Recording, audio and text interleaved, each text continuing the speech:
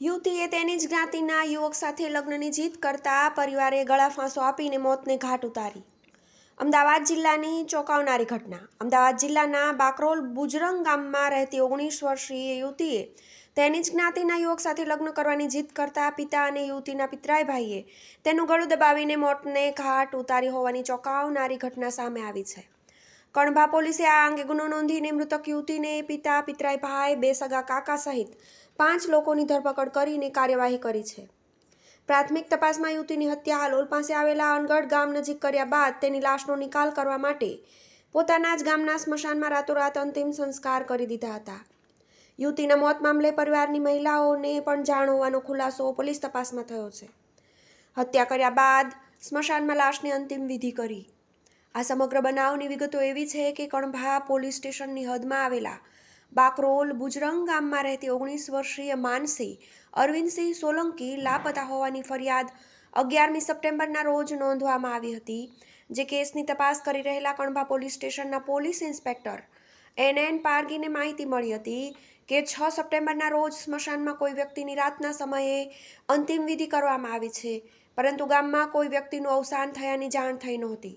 જેથી શંકાને આધારે પોલીસે સ્મશાનમાંથી હાડકાં અને કેટલાક અવશેષો મેળવીને ફોરેન્સિક એક્સપર્ટની મદદ લઈને તપાસ કરી ત્યારે કોઈ યુવતીનો મૃતદેહ હોવાનો રિપોર્ટ આવ્યો હતો. બીજી તરફ માનસી સોલંકી લાપતા થઈ હતી, જેથી તેના પરિવારજનોના નિવેદનો લીધા હતા, જેમાં કેટલાક શંકાસ્પદ વિરોધાભાસ જોવા મળ્યા હતા. સાથે સાથે જાણવા મળ્યું હતું કે મૃતક યુવતીને તેના જ ગામના હિતેશસિંહ સોલંકી સાથે પ્રેમ સંબંધ હતો, જેને લઈને માનસીના પિતાએ ધમકી પણ આપી હતી. ત્યારબાદ શંકાને આધારે પોલીસે લાપતા માનસીના પિતા અરવિંદસિંહ અને કાકા ગજેન્દ્રસિંહ સોલંકી સહિતના લોકોની આકરી પૂછપરછ કરતા તેમણે ચોંકાવનારો ખુલાસો કર્યો હતો કે તેમણે જ માનસીની હત્યા કરી હતી અને સ્મશાનમાં તેની લાશને રાતોરાત સળગાવી હતી.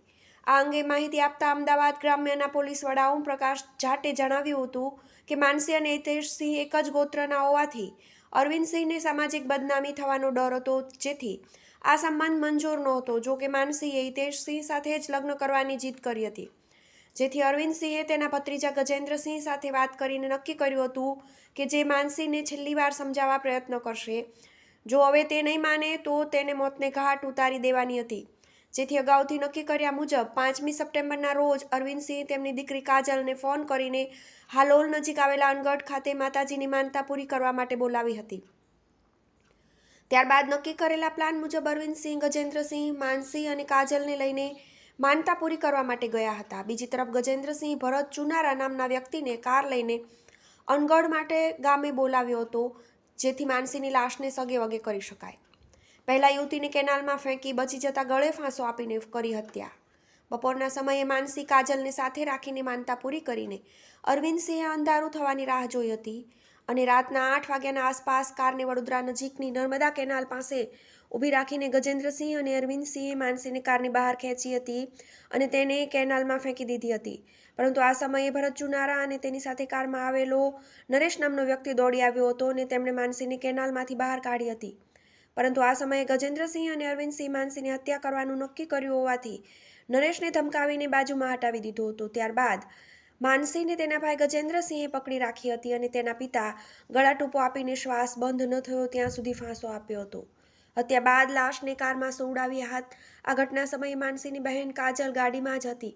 માનસીની હત્યા કર્યા બાદ અરવિંદસિંહે માનસીને લાશને કારની પાછળની સીટ પર સુવડાવીને ત્યાં જ બેઠો હતો, જ્યારે કાજલને આગળની સીટ પર બેસાડીને તેને ધમકી આપીને ચૂપ રહેવા માટે કહ્યું હતું. આ દરમિયાન ગજેન્દ્રસિંહે ભરત અને નરેશની કાર લઈને પાછળ આવવા માટે કહ્યું હતું, પરંતુ તેમની કાર કાદવમાં ફસાઈ હોવાથી ભરત અને નરેશને ગજેન્દ્રએ તેની કારમાં બેસાડીને ફસાયેલી કાર પછી કાઢી લેવાનું કહ્યું હતું. લાશને સ્મશાન લઈ ગયા અને અંતિમ સંસ્કાર કર્યા. ત્યારબાદ પાછલી સીટમાં ભરત, નરેશ અને અરવિંદસિંહે માનસીની લાશને ખોળામાં સુવડાવીને કારને કાજલના ગામ પાસે ઊભી રાખીને તેને ઉતારી દીધી હતી. બીજી તરફ માનસીની હત્યા કર્યા બાદ અરવિંદસિંહે તેના ભાઈ પોપટસિંહ, નટવરસિંહ સાથે સંપર્કમાં હતા, જેથી માનસીની લાશને સગે વગે કરી શકે. પરંતુ બાકરોલ સ્મશાન જવાના રસ્તા પર પાણી ભરાયા હોવાથી એક ડાલા જીપમાં લાકડા, ડીઝલ અને ખાંડ મંગાવીને માનસીની લાશને પણ તેમાં મૂકીને ગજેન્દ્રસિંહ, અરવિંદસિંહ, નટવરસિંહ, પોપટસિંહ અને તેમનો દીકરો રાજદીપસિંહ સ્મશાન ગયા હતા અને ત્યાં માનસીના મૃતદેહને સળગાવીને પરત આવી ગયા હતા. તેમણે ઘરની મહિલાઓને આ મામલે ચૂપ રહેવાની ધમકી પણ આપી હતી.